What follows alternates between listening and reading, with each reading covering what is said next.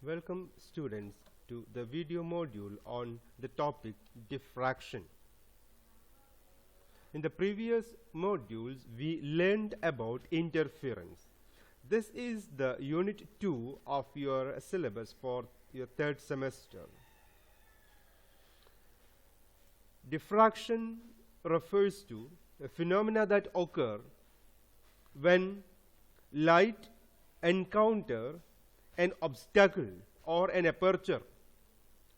It is actually the phenomena of bending of light around sharp corners or obstacles into the geometrical shadow region and thereby forming alternate dark and bright patterns known as diffraction patterns.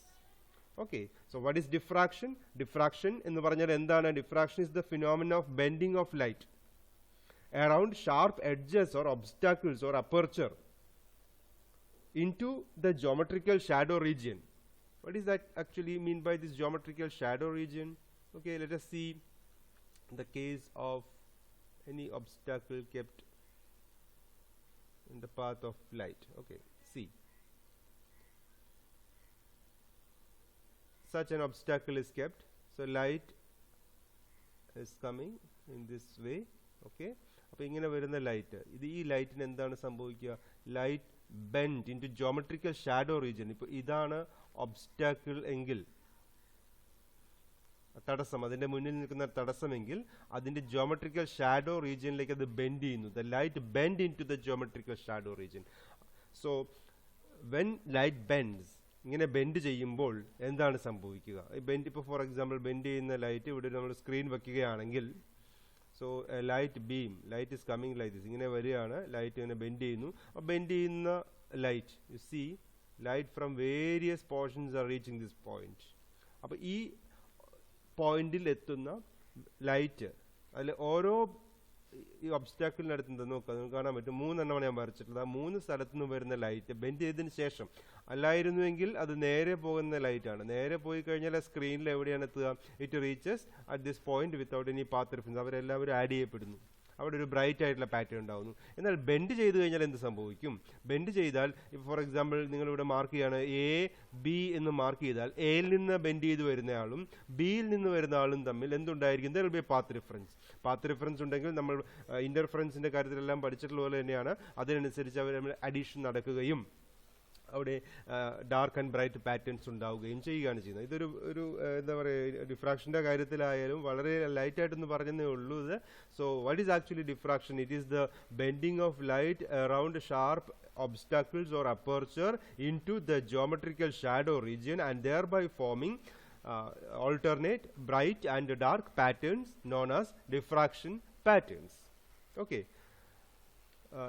ഒരു Italian, this term diffraction is first coined by the Italian scientist Grimaldi, and he was the first to record accurate observations of the phenomena.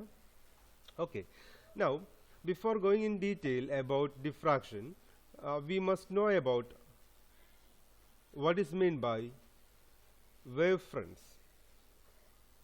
എന്താണ് wave front എന്ന് നോക്കാം. For example ഇപ്പോൾ നിങ്ങളൊരു water, ഒരു pool of water, വളരെ കാമായിട്ട് അനങ്ങാതെ നിൽക്കുന്ന വാട്ടറിലേക്ക് ഒരു ചെറിയ ഒബ്ജക്റ്റ്, ഫോർ എക്സാമ്പിൾ സ്റ്റോൺ ഒന്ന് ഡ്രോപ്പ് ചെയ്യുക, ഒരു ചെറിയൊരു കല്ലെടുത്ത് അതിലേക്ക് ഇടുക. എന്താണ് കാണാൻ പറ്റുന്നത് നമുക്ക്? Circular form, you can see circles advancing on the surface of water. അല്ലേ, വേവ് ആണ് മൂവ് ചെയ്യുന്നത്. അത് എന്ത് രൂപത്തിലാണ്? ഒരു സർക്കിൾ രൂപത്തിലാണ് മൂവ് ചെയ്യുന്നത്. 2 ഡയമെൻഷണൽ മൂവ്മെന്റ് എന്ന് മീൻ 2 ഡയമെൻഷണൽ ഫോർവേഡിങ് ഓഫ് എനർജി ആയിരുന്നു സംഭവിച്ചത്. അതേപോലെ തന്നെ ഇത് ലൈറ്റിന്റെ കാര്യത്തിലായാലും എങ്ങനെയാണ് ലൈറ്റ് അഡ്വാൻസ് ചെയ്യുന്നത് എന്ന് പറയുന്നതിനായിട്ടാണ് ഈ വേവ് ഫ്രണ്ട് എന്നൊരു കോൺസെപ്റ്റ് ഉണ്ടാക്കിയിട്ടുള്ളത്. Wave front refers to the locus of all points which are vibrating in phase. ഒരേ ഫേസിൽ വൈബ്രേറ്റ് ചെയ്യുന്ന സ്ഥലങ്ങളുടെ കൂട്ടമാണത്. For example, you can see a candle, a light here, a light emits light waves. അപ്പോൾ അതിലൊരു light wave ആണ് red കളറിൽ കാണിച്ചിട്ടുള്ളത്.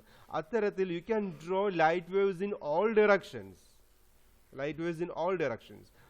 I can draw here in this direction.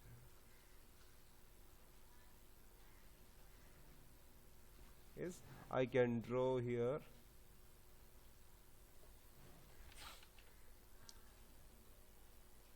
So now you see this is a crust, this is the similar crust, അതുപോലെ will be crust here. So ആ ക്രസ്റ്റുകളെല്ലാം കൂട്ടിച്ചേർത്ത് വരച്ചിരിക്കുന്നു, locus of all similar crust, that gives a wavefront there. You see another second crust, the second crust here, അതുപോലെ എല്ലാ second crustകളും കൂട്ടിച്ചേർത്ത് വരയ്ക്കുന്നു, that will give another wavefront. So you can draw or you can consider infinite number of wavefronts. But in the case of light, you can see this is a three-dimensional phenomenon. So what will be the shape of that wavefront?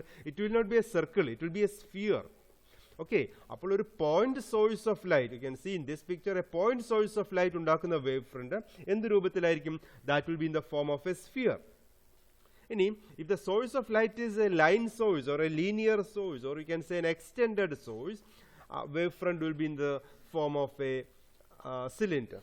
Okay, now at large distance from a point source or a linear source, or point source ൽ നിന്നായിക്കോട്ടെ ഒരു linear source ൽ നിന്നായിക്കോട്ടെ, ഒരുപാട് ദൂരെയാണ് നോക്കുന്നതെങ്കിൽ you can consider a small portion of a sphere or a cylinder as a plane. Okay, so that is a plane wavefront. So wavefront is all, you can see in the picture that the wavefront is always perpendicular to the propagation of waves. Waves ഏത് ഡയറക്ഷനിലാണോ propagate ചെയ്യുന്നത് അതിനെ perpendicular ആയിട്ടാണ് നമ്മൾ wave front consider ചെയ്യുന്നത്. ഇപ്പോൾ നിങ്ങൾ ഈ സ്ഫിയറിക്കൽ wave ഫ്രണ്ടിലായാലും ശരി, പ്ലെയിൻ വേവ് ഫ്രണ്ടിലായാലും ശരി, എല്ലാത്തിലും അങ്ങനെയാണ് വരുന്നത്. Okay, and relating to this, Huygens explained a principle, that is Huygens principle of wavefronts. According to the Huygens principle, you know Huygens principle actually explains how a wave advances. ഒരു wave എങ്ങനെയാണ് മുന്നോട്ട് പോകുന്നത്? According to Huygens principle, each point on a wavefront acts as a source of new wave or a new disturbance called a secondary wavelet. For example, you see the picture on the side. S is a source. അപ്പോൾ S എന്ന സോഴ്സിൽ നിന്ന് ഒരു wave front advance ചെയ്യുകയാണ്, മുന്നോട്ട് പോവുകയാണ്.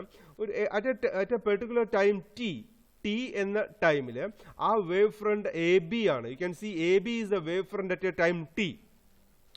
So how this wave advances, അപ്പോൾ അതിനാണ് ഹൈജൻസ് പറഞ്ഞത് ഈ വേവ് ഫ്രണ്ടിലെ ഓരോ പോയിന്റും പുതിയ സോഴ്സ് ആയിട്ട് വർക്ക് ചെയ്യുന്നു. അപ്പോൾ പുതിയ സോഴ്സ് ആയിട്ട് വർക്ക് ചെയ്താൽ ആ ഓരോ പോയിന്റും സെന്റർ ആയിട്ട് നമ്മൾക്ക് എന്ത് ചെയ്യാം?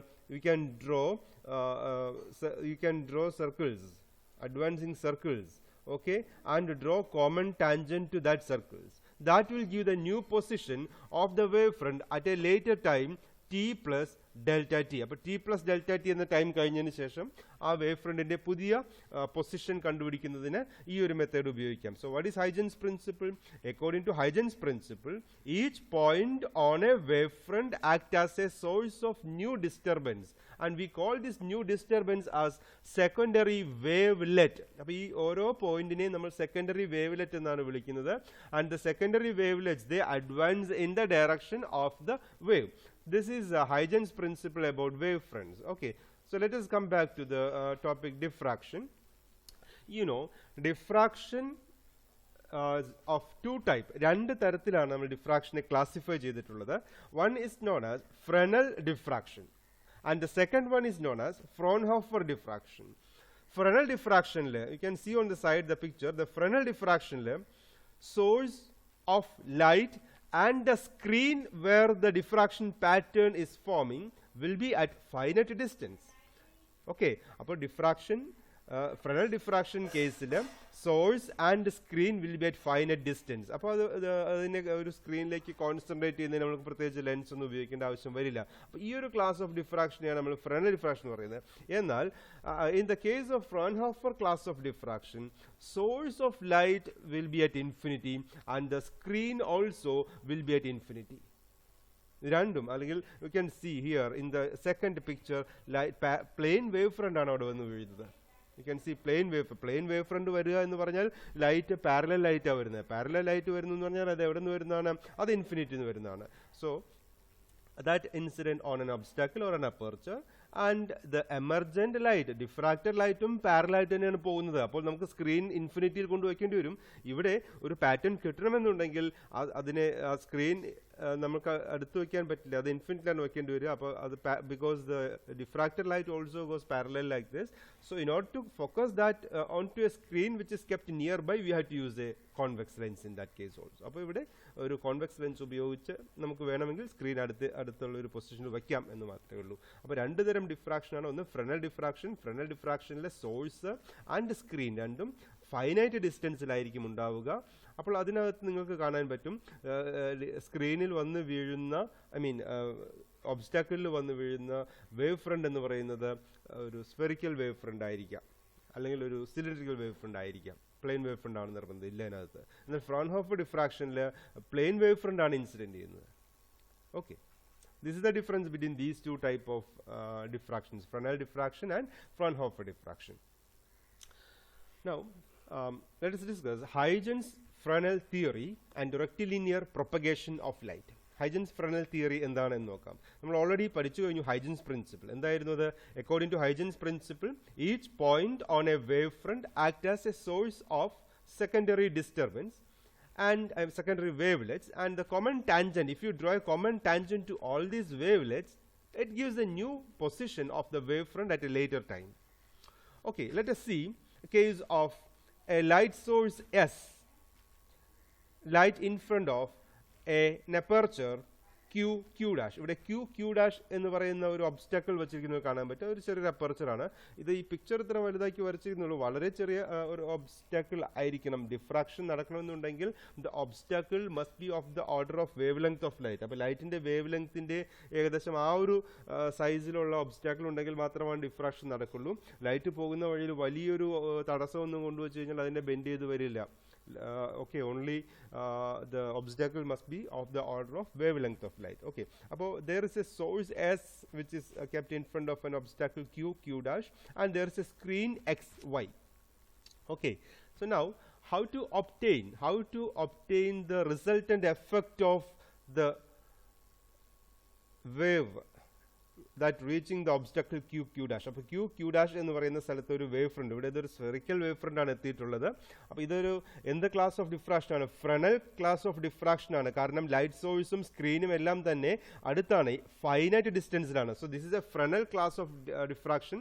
അതുകൊണ്ട് എന്ത് ഫ്രനൽ ആണ് ഇതിൻ്റെ ഒരു ഐഡിയ, അല്ലെങ്കിൽ ഈ ഒരു ഡിസ്കഷൻ, ഈ ഒരു ഇതിനെക്കുറിച്ച് എക്സ്പ്ലനേഷൻ തന്നിട്ടുള്ളത്. So we have to find how much is the result or intensity of light that reaching at the point P. അപ്പോൾ ഈ പി എന്ന് പറയുന്ന പോയിന്റിൽ എത്രമാത്രം ലൈറ്റ് ആണ് എത്തുന്നത്? What all are the factors on which the intensity of light at point P is an arbitrary point. O is a center. അവിടെ നിന്ന് ദൂരേക്ക് പോകും തോറും ലൈറ്റിന്റെ ഇന്റൻസിറ്റിക്ക് എന്ത് സംഭവിക്കുന്നു എന്നുള്ളതാണ് ഇവിടെ കണ്ടുപിടിക്കേണ്ടത്. അപ്പോൾ അതിനുവേണ്ടി ഫ്രെനൽ 3 കാര്യങ്ങളാണ് അസ്യൂം ചെയ്തത്, അല്ലെങ്കിൽ 3 കാര്യങ്ങളാണ് അദ്ദേഹം പ്രപ്പോസ് ചെയ്തത്. ഒന്ന്, wave front that reaching the obstacle can be divided into a large number of strips of small area. Okay, a wavefront that reaching the obstacle can be divided into large number of strips of equal area or zones of equal area. These zones are called Fresnel's half period zones. അപ്പോൾ ഒബ്സ്റ്റാക്കിളിൽ എത്തുന്ന wave ഫ്രണ്ടിനെ equal area ഉള്ള ചെറിയ ചെറിയ സ്ട്രിപ്പുകളായിട്ട് divide ചെയ്തു. A large number of strips, and these strips or these zones are called Fresnel's half period zones. എന്തുകൊണ്ടാണ് Fresnel's half period zone എന്ന് വിളിച്ചത് എന്ന് നോക്കാം. ഓരോ സോണിലെയും ഒരു സോണിൽ നിന്ന് ഒരു പോയിന്റിൽ എത്തുന്ന ലൈറ്റ് എടുക്കുക, തൊട്ടടുത്ത സോണിൽ നിന്ന് അതേ പോയിന്റിൽ എത്തുന്ന ലൈറ്റ് എടുക്കുക. ഇവർ രണ്ടുപേരും തമ്മിൽ ഒരു λ/2 പാത്ത് ഡിഫറൻസ് ഉണ്ടായിരിക്കും. What is that? The light reaching a point on the screen from two nearby zones will differ by a path difference of λ/2. അപ്പോൾ λ/2 പാത്ത് ഡിഫറൻസ് വരണമെന്നുണ്ടെങ്കിൽ എത്രയായിരിക്കണം അതിന്റെ പീരീഡ് എന്ന് പറയുന്നത്? You know, in a time period a wave travel a distance λ. Time period എന്ന് പറഞ്ഞാൽ ഒരു wave complete ചെയ്യുന്ന ടൈമാണ്. ഒരു വേവ് എന്ന് പറഞ്ഞാൽ വേവ് ലെങ്ത്, എത്ര വേവ് ലെങ്ത് ആണ്? ലാംഡയാണ്. അപ്പോൾ ലാംഡ ഡിസ്റ്റൻസ് കവർ ചെയ്യാൻ ഒരു വേവ് എടുക്കുന്ന ടൈമിനെയാണ് ടൈം പീരീഡ് എന്ന് വിളിക്കുന്നത്. അങ്ങനെയാണെങ്കിൽ ഇവിടെ നമ്മൾ പറഞ്ഞിട്ടുള്ളത് തൊട്ടടുത്തുള്ള രണ്ട് സോണുകളിൽ നിന്ന് വരുന്ന ലൈറ്റ്, സ്ക്രീനിൽ എത്തുന്ന ലൈറ്റ് തമ്മിൽ λ/2 പാത്ത് ഡിഫറൻസ് ഉണ്ടാകുമെന്ന് പറഞ്ഞു. അപ്പോൾ അവർ തമ്മിൽ എത്രയാണ്? അവരുടെ ഹാഫ് പീരീഡ് ഡിഫറൻസ് ആണ് വരിക. ഒരു പീരീഡ് എന്ന് പറഞ്ഞാൽ ലാംഡയാണ് വരുന്നത്, ഒരു ടൈം പീരീഡിൽ ലാംഡ ഡിസ്റ്റൻസ് ആണ് വരുന്നത്. അപ്പോൾ ഇവിടെ λ/2 ഡിസ്റ്റൻസ് അല്ലെങ്കിൽ λ/2 ഡിഫറൻസ് വരിക എന്ന് പറഞ്ഞാൽ അവിടെ ഹാഫ് പീരീഡ് ആണ് നടന്നിട്ടുള്ളത്. അതുകൊണ്ടാണ് ഈ സോണുകളെ ഹാഫ് പീരീഡ് സോണുകൾ എന്ന് വിളിക്കുന്നത്. അപ്പോൾ ഇവർ തമ്മിലുള്ള ഡിസ്റ്റൻസ് വൈസ് ഡിഫറൻസ് നോക്കുകയാണെങ്കിൽ λ/2 ആണ്. ടൈം വൈസ് അല്ലെങ്കിൽ ടൈം പീരീഡ് വൈസ് ഡിഫറൻസ് നോക്കുകയാണെങ്കിൽ അത് ഹാഫ് ടൈം പീരീഡ് ആണ്. ടൈം പീരീഡ്, അതുകൊണ്ട് തന്നെ ഈ സോണുകളെ ഹാഫ് പീരീഡ് സോണുകൾ എന്ന് അദ്ദേഹം വിളിച്ചു. A wavefront can be divided into large number of strips or zones of small equal area called Fresnel's zones, Fresnel's half period zones. The resultant effect at any point will depend on the combined effect of the secondary waves from various zones. ഓരോ സോണിൽ നിന്ന് വരുന്ന light നമ്മൾ ഉദ്ദേശിക്കുന്ന point, ഇവിടെ P എന്ന് പറയുന്ന point ആണ്. പി എന്ന് പറയുന്ന പോയിന്റിൽ ഓരോ സോണിൽ നിന്നും ലൈറ്റ് വരികയും ആ ലൈറ്റുകൾ കൂടിച്ചേരുകയും ചെയ്യും. പക്ഷെ ആ കൂടിച്ചേരുന്ന ലൈറ്റുകൾ തമ്മിൽ ഇപ്പോൾ പറഞ്ഞു തൊട്ടടുത്തുള്ള രണ്ടുപേര് തമ്മിൽ λ/2 പാത്ത് ഡിഫറൻസ് ആണ്. അപ്പോൾ അടുത്ത ആൾ തമ്മിലും λ/2, അതിനടുത്ത ആൾ തമ്മിൽ λ/2. അപ്പോൾ അങ്ങനെ ഈ ഓരോ സോണിൽ നിന്ന് വരുന്ന ലൈറ്റുകൾ തമ്മിൽ λ/2 പാത്ത് ഡിഫറൻസുകൾ വരുന്നുണ്ട്. അപ്പോൾ അവർ ഏത് രീതിയിലാണ് ഈ പോയിന്റ് പിയിൽ കൂടി ചേരുന്നത് എന്നതനുസരിച്ചാണ് അവിടുത്തെ റിസൾട്ടന്റ് ഇന്റൻസിറ്റി ഉണ്ടാകുന്നത്. ഇനി രണ്ടാമത് അദ്ദേഹം അസ്യൂം ചെയ്ത കാര്യം, the effect at a point P due to any particular zone will depend on the distance of the point from the zone. രണ്ടാമത്തെ ഫാക്ടർ ഡിസ്റ്റൻസ് ആണ്. അതായത് വി നോ ഡിസ്റ്റൻസ് ഇൻക്രീസ് ചെയ്യുന്നതനുസരിച്ച് ഇന്റൻസിറ്റിക്ക് റിഡക്ഷൻ ഉണ്ടാകും. മൂന്നാമത്തെ പോയിന്റ് എന്ന് പറയുന്നത് the effect at the point P will also depend on the obliquity of the point. അതായത് ഈ പോയിന്റ് പി എന്ന് പറയുന്നത് സെന്ററിൽ നിന്ന് അല്ലെങ്കിൽ സോണിൽ നിന്ന് എത്രമാത്രം ചരിവുണ്ട്, ആംഗിൾ തീറ്റയുടെ ഡിഫറൻസ്. അപ്പോൾ ആംഗിൾ കൂടുന്നതനുസരിച്ചും ഇതിന്റെ ഇന്റൻസിറ്റിക്ക് കുറവ് വരുന്നതായിട്ട് നമുക്ക് കാണാൻ കഴിയും. ഈ മൂന്ന് കാര്യങ്ങളാണ് ഇദ്ദേഹം ഈ ഒരു intensity of light at the point P അത് എക്സ്പ്ലെയിൻ ചെയ്യുന്നതിന് വേണ്ടി അസ്യൂം ചെയ്തിട്ടുള്ളത്. Okay, let us go in detail into the section rectilinear propagation of light. അപ്പോൾ ഈ ഒരു ഫ്രെനൽ എക്സ്പ്ലനേഷൻ കണ്ടിന്യൂ ചെയ്യാനുള്ള. ഓക്കെ, സോ ഇവിടെ you can see that a plane wave front ABCD അല്ലെങ്കിൽ obstacle, you can see the obstacle ABCD. Okay, any particular region, any particular wavefront there, and the point P. അപ്പോൾ നേരത്തെ കാണിച്ചിരുന്ന ആ ഒരു obstacle ആണ്, I'm sorry, XY. there is an obstacle we kept XY there. Okay, so അതിലൂടെ light കടന്നു വരികയാണ്. അപ്പോൾ അതിൽ വന്നു വീഴുന്ന ലൈറ്റ് ആണ് റെഡ് കളർ സർക്കിൾസ് ആയിട്ട് അവിടെ യു ക്യാൻ സീ ദാറ്റ്. അത് യുനോ ആ വേവ് ഫ്രണ്ടിനെ in the previous discussion we discussed about zones. So ഈ വേവ് ഫ്രണ്ടിനെ അദ്ദേഹം എന്ത് ചെയ്തു? ഈക്വൽ ഏരിയയുള്ള ചെറിയ ചെറിയ സ്ട്രിപ്പുകളായിട്ട് ഡിവൈഡ് ചെയ്തു. ആ സ്ട്രിപ്പുകളെ അദ്ദേഹം എന്താ വിളിച്ചത്? That is known as Fresnel's half period zone. ഇവിടെ നോക്കുക, ആദ്യത്തെ ഹാഫ് പീരീഡ് സോൺ എന്ന് പറയുന്നത് OM1 എന്ന് പറയുന്ന ഫസ്റ്റ് സർക്കിളാണ്. രണ്ടാമത്തെ ഹാഫ് പീരീഡ് സോൺ എന്ന് പറയുന്നത് ഒരു ആനുലാർ സർക്കിളാണ്. എന്ന് പറഞ്ഞാൽ എന്താ വരിക? അത് ദാറ്റ് ഈസ് M1 തുടങ്ങി M2 വരെ ഡിസ്റ്റൻസിലുള്ള ഒരു റീജിയൻ കണ്ടോ, അതാണ് രണ്ടാമത്തെ ഹാഫ് പീരീഡ് സോൺ. ഇനി മൂന്നാമത്തെ ഹാഫ് പീരീഡ് സോൺ എന്ന് പറഞ്ഞാൽ M2 തുടങ്ങി M3 വരെ വരുന്ന റീജിയനിൽ വരുന്ന ആ സർക്കിൾ. അപ്പോൾ കംപ്ലീറ്റ് സർക്കിൾ അല്ല, അതിൽ നിന്ന് ഇൻ ബിറ്റ്വീൻ പോർഷൻസ്. അപ്പോൾ സ്ട്രിപ്പുകളാണ്, ഓരോ സർക്കുലർ സ്ട്രിപ്പുകൾ എന്ന് വേണം നമുക്ക് പറയാം. Okay, so these are the Fresnel's one wave front. So he divided the wave front into a number of equal area strips. Equal area ഉള്ള സ്ട്രിപ്പുകളായിട്ട് മാറ്റി. ഓക്കെ, ഇനി ഈ പേര് പറഞ്ഞപ്പോൾ തന്നെ പറഞ്ഞിരുന്നു, he divided the wave front into equal, a large number of strips so that the waves reaching at a point from all these zones or the neighboring zones differ by a path difference of λ/2. തൊട്ടടുത്തുള്ള എങ്ങനെയാണ് അദ്ദേഹം ഈ wave ഫ്രണ്ടിനെ divide ചെയ്തത്? അദ്ദേഹം divide ചെയ്തത് തൊട്ടടുത്തുള്ള രണ്ട് സോണുകളിൽ നിന്ന് വരുന്ന ലൈറ്റ് തമ്മിലുള്ള പാത്ത് ഡിഫറൻസ് λ/2 ആകുന്ന രീതിയിലാണ് അദ്ദേഹം ഡിവൈഡ് ചെയ്തിട്ടുള്ളത്. അപ്പോൾ OM1 എന്ന് പറയുന്ന ഫസ്റ്റ് സോൺ നിങ്ങൾ നോക്കുക. OM1 ആ സോണിൽ നിന്ന് പി എന്ന് പറയുന്ന പോയിന്റ്, അത് സെന്റർ പോയിന്റ് ആയിട്ട് എടുത്തിരുന്നത്, ഇവിടെ പി നമുക്ക് ഒബ്ലിക്വിറ്റി ഒന്നും കൊടുത്തിട്ടില്ല. അപ്പോൾ പി എന്ന് പറയുന്ന പോയിന്റിൽ എത്തുന്ന ലൈറ്റ് എത്രയാണ് അതിന്റെ പാത്ത്? ആ സ്ക്രീനിലേക്കുള്ള, ഇവിടെയാണ് screen, let the screen be kept somewhere here. Okay okay അപ്പോൾ സ്ക്രീൻ വച്ചിട്ടുള്ളത് പി എന്ന് പറയുന്ന ഈ ഒരു പോയിന്റിലാണ്. ഓക്കെ, അപ്പോൾ സ്ക്രീനിലേക്ക് ഉള്ള ഡിസ്റ്റൻസ് എന്ന് പറയുന്നത് എത്രയാണ്? ബി ആണ്. സോ ഒ തുടങ്ങി പി വരെയുള്ള ഡിസ്റ്റൻസ് ബി ആണ്. അപ്പോൾ ആദ്യത്തെ സോണിൽ നിന്ന് നമ്മൾ ഉദ്ദേശിക്കുന്ന പോയിന്റ് ആയ പി വരെയുള്ള ഡിസ്റ്റൻസ് ഇറ്റ് ഇസ് ബി. അങ്ങനെയാണെങ്കിൽ what will be the path length from the next zone? തൊട്ടടുത്ത സോൺ എന്ന് പറയുന്നത് M1 തുടങ്ങി M2 വരെയുള്ള സോണാണ്. അപ്പോൾ M1ൽ നിന്ന് ബിയിലേക്ക്, M1ൽ നിന്ന് പിയിലേക്ക് എത്തുന്നതിന് എത്ര ഡിസ്റ്റൻസ് ആണ് ലൈറ്റ് ട്രാവൽ ചെയ്യേണ്ടി വരുന്നത്? അഥവാ രണ്ടാമത്തെ സോണിൽ നിന്ന് ലൈറ്റ് ട്രാവൽ ചെയ്യേണ്ടി വരുന്നത് B plus λ/2 ആണ്. Because as the definition of this zone itself is that the path difference between any two successive light coming from any two successive zones differ by a path of λ/2. That is why they are known as half period zones. λ/2 path വരണമെന്നുണ്ടെങ്കിൽ അത് half period ആണ്. ഒരു full time പീരീഡിൽ ലാംഡയാണ് അതിന്റെ path.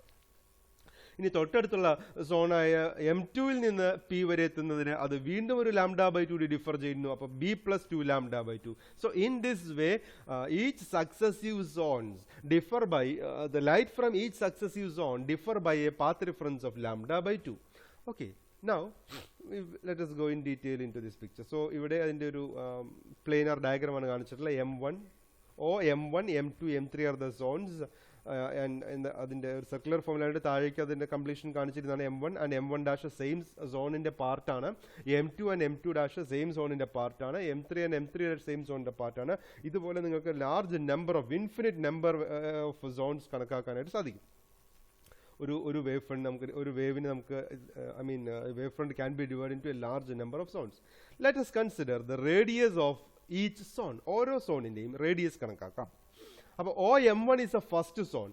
So how can you find the radius of the first zone? OM1 is R1. We can apply Pythagoras method to find the radius in this case. So OM1 is equal to R1. So how to find R1? Let us look at the triangle here. OM1P is a right triangle. OM1P. We have to find OM1. OM1 ആണ് കണ്ടുപിടിക്കേണ്ടത്. അതിന്റെ base is B and hypotenuse is B plus λ/2.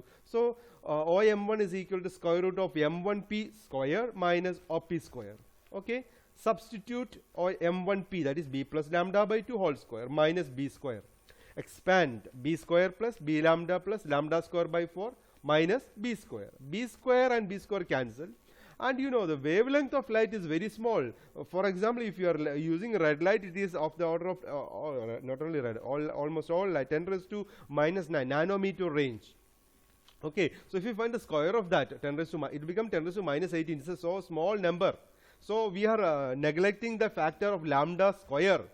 Lambda square ഉള്ള factor നമ്മൾ neglect ചെയ്ത് കളയാണ്. Because ആ ഒരു value വളരെ ചെറുതായതുകൊണ്ടാണ്. Lambda തന്നെ ചെറുതാണ്. അപ്പോൾ ലാംഡ സ്ക്വയർ എന്ന് പറയുന്നത് അതിലും ഒരുപാട് ചെറുതാണ്. ബിക്കോസ് ഇത് 10⁻9 ആണ് ലാംഡയൊക്കെ വരുന്നത്, ആ ഓർഡറിലാണ് വരുന്നത്. So therefore that gives an answer for radius of the first half period zone is root of B lambda. അപ്പോൾ ആദ്യത്തെ ഹാഫ് പീരീഡ് സോണിന്റെ റേഡിയസ് എന്ന് പറയുന്നത് റൂട്ട് ഓഫ് B ലാംഡയാണ് നമുക്ക് കിട്ടിയിട്ടുള്ളത്. Okay, now using this we can find the area of the first half period zone. അപ്പോൾ ആദ്യത്തെ half period zone അത് സർക്കിൾ ആണ്. What is the area? Pi R1 square. So pi times root of B lambda square, that gives pi B lambda. അപ്പോൾ ആദ്യത്തെ half period സോണിന്റെ area എന്ന് പറയുന്നത് pi B lambda നമുക്ക് കിട്ടി. Now let us go to the next half period zone, second half period zone. നമുക്ക് രണ്ടാമത്തെ half period സോണിലേക്ക് പോകാം. രണ്ടാമത്തെ ഹാഫ് പീരീഡ് സോണിന്റെ ഏരിയ എത്രയാണെന്ന് നോക്കാം. റേഡിയസ് എത്രയാണെന്ന് ആദ്യം കണ്ടുപിടിക്കാം. രണ്ടാമത്തെ ഹാഫ് പീരീഡ് സോൺ എന്ന് പറഞ്ഞാൽ ഒരു ആനുലാർ റിംഗ് ഷേപ്പിലുള്ള സോണാണ്.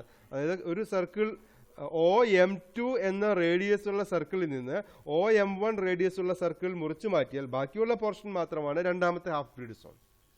ഓക്കെ, അപ്പോൾ അതിന്റെ റേഡിയസ് എത്രയാണ്? OM2 is the radius, R2 is the radius. That can be determined again applying Pythagoras method. OP is the base of the triangle and PM2, which is a triangle OM2P ആണ് the triangle OM2P. So we have to find OM2. OM2 കണ്ടുപിടിക്കുന്നത് എങ്ങനെയാണ്? root of M2P square minus OP square. M2P substitute here. It is P plus I'm sorry, B plus 2 lambda by 2. ഇവിടെ ഒരു lambda by 2 കൂടി path difference വന്നിട്ടുണ്ട്. അപ്പോൾ B plus 2 lambda by 2 whole square minus base എത്ര B square. ഇതിനെ expand ചെയ്യുക B square plus lambda square plus 2B lambda minus B square. So again B square cancel ആകുന്നു. Lambda square ന്റെ term നമ്മൾ neglect ചെയ്ത് കളയുന്നു. So what is remaining? The radius of second half period zone is root of 2B lambda. So something is common in this union, right? First half period zone radius എന്തായിരുന്നു? root of 1B lambda. Second half period zone radius എന്താണ്? root of 2B lambda. Same procedure നമ്മൾ continue ചെയ്യുകയാണെങ്കിൽ മൂന്നാമത്തെ half period zone radius എന്തായിരിക്കും? That will be Rn equal to root of 3B lambda. Fourth half period zone radius എന്തായിരിക്കും? root of 4B lambda. അങ്ങനെയാണെങ്കിൽ general ആയിട്ട് പറഞ്ഞു കഴിഞ്ഞാൽ nth half period zone ന്റെ റേഡിയസ് എന്താണ് വരിക? Rn equal to root of nB lambda. So the radius increases as square root of the number of zone, root of nB lambda. Okay, now let us find the area of the second half period zone. How to find the area of second half period zone? It is area of OM2 minus area of OM1, because it is an annular ring. So that is why pi OM2 square minus pi OM1 square. Pi times, what is OM2? OM2 is the radius of second, that is root of 2B lambda. And the square എടുക്കുമ്പോൾ എന്താ വരിക? 2B lambda minus OM1 is the radius of first, that is R1. That is root of B lambda. And the square എടുക്കുമ്പോൾ B lambda വരുന്നു. So 2B lambda minus B lambda gives to B lambda. So the answer, area of the second half period zone is pi B lambda. First half period സോണിന്റെ ഏരിയയും എന്ത് തന്നെയായിരുന്നു? Pi B lambda ആയിരുന്നു. Second half period സോണിന്റെ ഏരിയയും എന്ത് തന്നെയാണ്? That is also pi B lambda. So area of all the half period zones are same, that is equal to pi b lambda. So we derived the expression for the radius of each half period zone as root of nb lambda, and the area of all the half period zones are same, and that is equal to pi b lambda. Now let us find the intensity. Let us find the intensity of light at the point P. അപ്പോൾ P എന്ന് പറയുന്ന പോയിന്റിൽ വരുന്ന light ഇപ്പോൾ നമ്മൾ പറഞ്ഞു കഴിഞ്ഞു, അത് ഓരോ സോണിൽ നിന്ന് വരുന്ന ലൈറ്റ് ആയിട്ടാണ് കണക്കാക്കുന്നത്. ഓരോ സോണിൽ നിന്ന് വരുന്ന ലൈറ്റ് വേവും തമ്മിൽ λ/2 പാത്ത് ഡിഫറൻസ് ഉണ്ടായിരിക്കും. So now we are going to find how much is the intensity of light reaching the point P. Point Pയിൽ വരുന്ന ലൈറ്റ്. അപ്പോൾ അതിനുവേണ്ടി let us consider the amplitude of light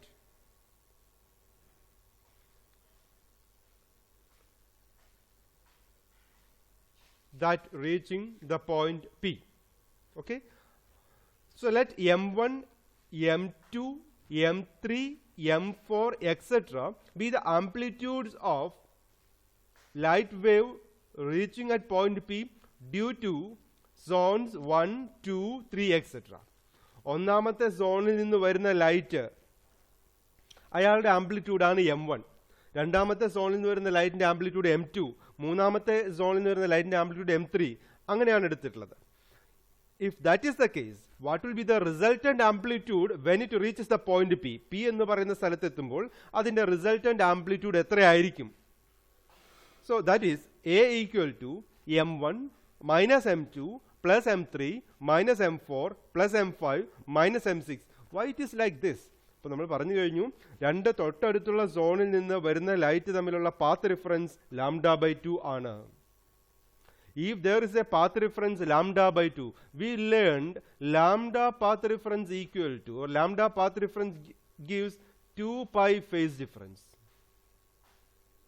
Okay, അങ്ങനെയാണെങ്കിൽ λ/2 പാത്ത് ഡിഫറൻസ് ആണ് വരുന്നതെങ്കിൽ അവർ തമ്മിൽ ഉള്ള ഫേസ് ഡിഫറൻസ് എന്ന് പറയുന്നത് പൈ ആയിരിക്കും, 180 ഡിഗ്രി ആയിരിക്കും. അപ്പോൾ ഒരു സോണിൽ നിന്ന് പി എന്ന് പറയുന്ന പോയിന്റിൽ എത്തുന്ന ലൈറ്റും തൊട്ടടുത്ത സോണിൽ നിന്ന് പി എന്ന് പറയുന്ന സ്ഥലത്ത് എത്തുന്ന ലൈറ്റും തമ്മിൽ ഒരു ഫേസ് ഡിഫറൻസ് ഓഫ് പൈ ഉണ്ടായിരിക്കും. അവർ ഔട്ട് ഓഫ് ഫേസ് ആയിരിക്കും. ഔട്ട് ഓഫ് ഫേസ് ആണെങ്കിൽ അതിന്റെ എഫക്റ്റ് എന്ന് പറയുന്നത് സപ്പോർട്ടിംഗ് ആണോ ഒപ്പോസിംഗ് ആണോ പഠിച്ചിട്ട് അത് ഒപ്പോസ് ചെയ്യുകയാണ്. They will try to reduce the effect. അതുകൊണ്ടാണ് ഒരാളുടെ ആംപ്ലിറ്റ്യൂഡ് ഒരു സോണിൽ നിന്ന് പി എന്ന് പറയുന്ന സ്ഥലത്തെത്തുന്ന ആംപ്ലിറ്റ്യൂഡ് M1 എടുത്തു കഴിഞ്ഞാൽ തൊട്ടടുത്ത സോണിൽ നിന്ന് പി എന്ന് പറയുന്ന പോയിന്റിൽ എത്തുന്ന ആംപ്ലിറ്റ്യൂഡ് എന്ന് പറയുന്നത് M2 ആയിട്ട് എടുക്കുന്നു. പക്ഷെ അത് -M2 ആയിട്ട് എടുക്കുന്നു. കാരണം അത് റെഡ്യൂസിങ് എഫക്റ്റ് ആണ് അതിന് വരുന്നത്. പിന്നെ എന്തുകൊണ്ട് അത് മൊത്തമായി ക്യാൻസൽ ആയി പോകുന്നില്ല? That also we learned. അദ്ദേഹം പറഞ്ഞിട്ടുണ്ട് അതിന്റെ മൂന്നാമത്തെ പോയിന്റിൽ ഒബ്ലിക്വിറ്റി എന്നൊരു ഫാക്ടർ പറഞ്ഞിട്ടുണ്ട്. അതായത് ഒരു സോണിൽ നിന്ന് വരുന്നതും തൊട്ടടുത്ത സോണിൽ നിന്ന് വരുന്നതും ഒരു എക്സാക്ട്ലി സെയിം ആംപ്ലിറ്റ്യൂഡുള്ള ലൈറ്റുകളല്ല വരുന്നത്, ലൈറ്റ് വേവ് അല്ല വരുന്നത്. കാരണം അതിന്റെ ഒബ്ലിക്വിറ്റി ഈസ് എ ഫാക്ടർ. ചരിവ് ഒരു ഫാക്ടറാണ്. സെന്ററിൽ നിന്ന് കൂടുതൽ ദൂരെയുള്ള സോണുകളിലേക്ക് പോകുന്തോറും അവിടെ നിന്ന് ഇങ്ങോട്ട് വരുന്ന ലൈറ്റിന്റെ ഒബ്ലിക്വിറ്റി ആംഗിൾ അത് ചേഞ്ച് ആയി വരികയാണ്. അപ്പൊ M1 M2 സെയിം അല്ല. അതുകൊണ്ട് കംപ്ലീറ്റ് ആയിട്ട് ക്യാൻസൽ ആയി പോവുകയുമില്ല അവര്. So that is Y M1 - M2 + M3. M1 ഏത് ഫേസിലാണോ വന്ന് വീണത്, M1ഉം M2ഉം തമ്മിൽ ഒരു λ/2 ഫേസ് ഡിഫറൻസ് വന്നു, പാത്ത് ഡിഫറൻസ് വന്നു. M3 ആയിട്ട് വീണ്ടും λ/2 വന്നു. അപ്പോൾ M1ഉം M3ഉം തമ്മിൽ എത്രയാണ് പാത്ത് ഡിഫറൻസ് വരിക? അത് ലാംഡയാണ്. അപ്പോൾ അവർ ഇൻ ഫേസിലാണ്. അതുകൊണ്ടാണ് രണ്ടുപേർക്കും പ്ലസ് വന്നിട്ടുള്ളത് അവിടെ. Okay, so the resultant amplitude at the point P is given by the equation M1 - M2 + M3 - M4 + M5 - M6 plus etc minus Mn-1 plus Mn. ഇതെന്തുകൊണ്ടാണ് ഇങ്ങനെ എടുത്തത്? If n is odd number ആണെങ്കിൽ ആ രീതിയിലാണ്. ഇനി even number ആണെങ്കിൽ -mn വെച്ചിട്ട് നമുക്കത് stop ചെയ്യും. ഇവിടെ ഈവൻ വന്നിട്ടുള്ളതെല്ലാം മൈനസുകളായിട്ടാണ് കൊടുത്തിട്ടുള്ളത്. നമ്മൾ നെഗറ്റീവ്സ് M2 4 6 അതാണ് അങ്ങനെ എടുത്തത്. ഇനി ഇതിനെ ഒന്ന് റീഅറേഞ്ച് ചെയ്യാൻ പോവാണ്. എങ്ങനെ റീഅറേഞ്ച് ചെയ്യാം? Okay, I'm just going to rearrange this as. നോക്കാം, ഇതിനെ തന്നെ എടുക്കാം. Okay, what is that? A equal to M1 minus M2 divided by 2 minus M2 divided by 2 plus M3,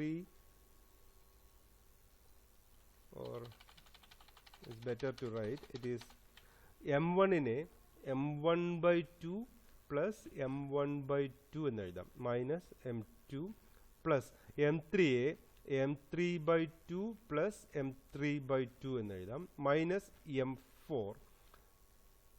ഈ രീതിയിൽ അങ്ങനെ എഴുതാം. Okay, now M1 by 2 plus M1 by 2 minus M2 plus M3 by 2 plus again M3 by 2 minus M4 plus M5 by 2 plus etc. ഈ രീതിയിൽ. ഇനി M1 by 2 plus M3 by 2, that is M1 plus M3 by 2. This is almost like a mean, finding a mean, that is almost equal to M2. തൊട്ട് മുന്നിലുള്ളതും തൊട്ടപ്പുറത്തുള്ളതുമായ വേവുകൾ, സോണുകൾ ഉണ്ടാക്കുന്ന വേവിൻ്റെ ആംപ്ലിറ്റ്യൂഡിൻ്റെ ഒരു മീൻ എടുത്തിരിക്കുന്നു. അത് അതിന് തൊട്ട് നടുക്കുള്ള വേവിൻ്റെ ആംപ്ലിറ്റ്യൂഡ് ആയിരിക്കും വരിക. അതായത് M1 plus M3 by 2, that is M2. Applying this concept here. അപ്പോൾ എന്ത് സംഭവിക്കുന്നു? ഇവിടെ ക്യാൻസൽ ആയി. M1 plus M2 by 2 plus M2. So ഈ ഒരു ടേം ക്യാൻസൽ ആവും, ഈ ഒരു ടേമിൻ്റെ എഫക്റ്റ് ക്യാൻസൽ ആവും. ബാക്കി എന്താണ് വരിക? M1 by 2 ഉണ്ടാകും. പിന്നെ എന്താ ഉണ്ടാവുക? ഏറ്റവും ലാസ്റ്റ് ഒരു ടേം വരും, ദാറ്റ് ഈസ് Mn by 2. എപ്പോഴാണത്? If n is an odd number. Okay, ഇനി ഈവൻ നമ്പർ ആണെങ്കിലോ? This is A. Even number ആണെങ്കിൽ M1 by 2 ടേം ഉണ്ടാകും. അതുകൂടാതെ Mn-1th ടേം ബാക്കി ഉണ്ടാകും, മൈനസ് Mn by 2 ടേം ഉണ്ടാകും. ഇതെപ്പോഴാണ്? If n is even.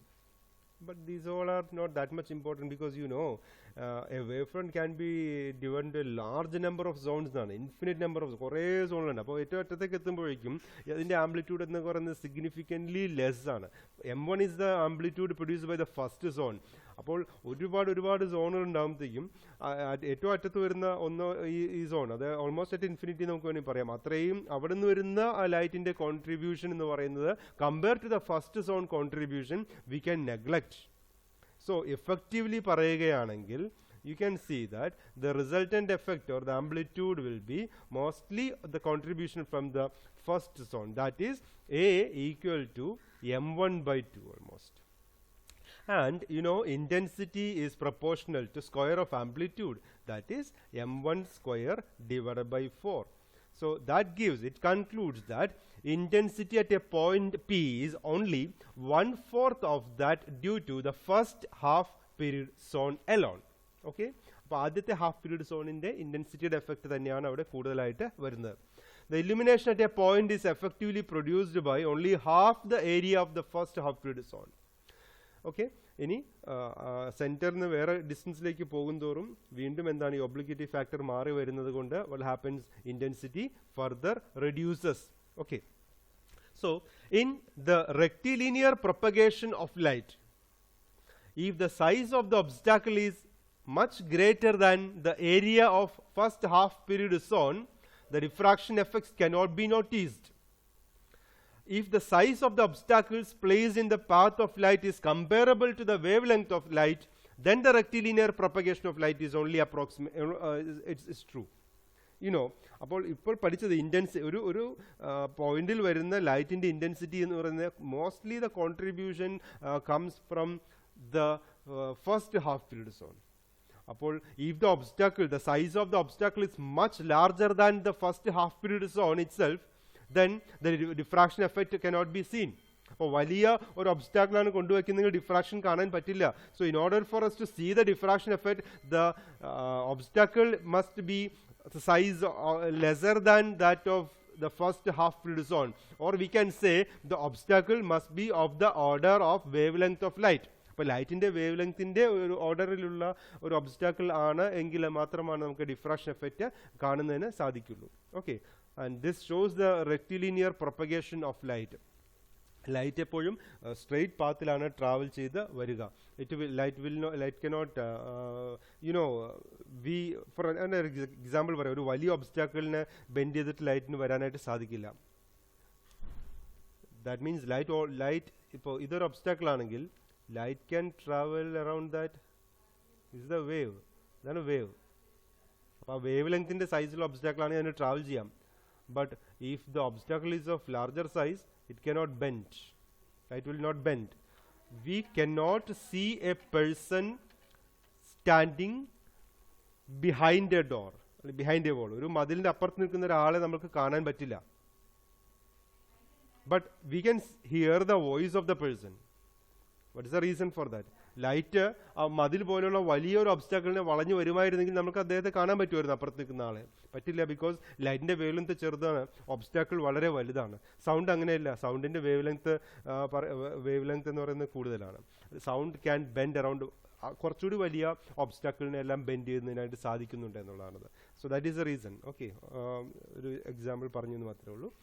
Okay students, I hope you understand what is mean by zone, Fresnel's half period zone, and how light intensity is distributed, and what is the what is the expression for intensity formation at the point P due to all these zones. Okay, the intensity is mostly contributed by the zone at the center, or the first half period zone. Okay students, thank you.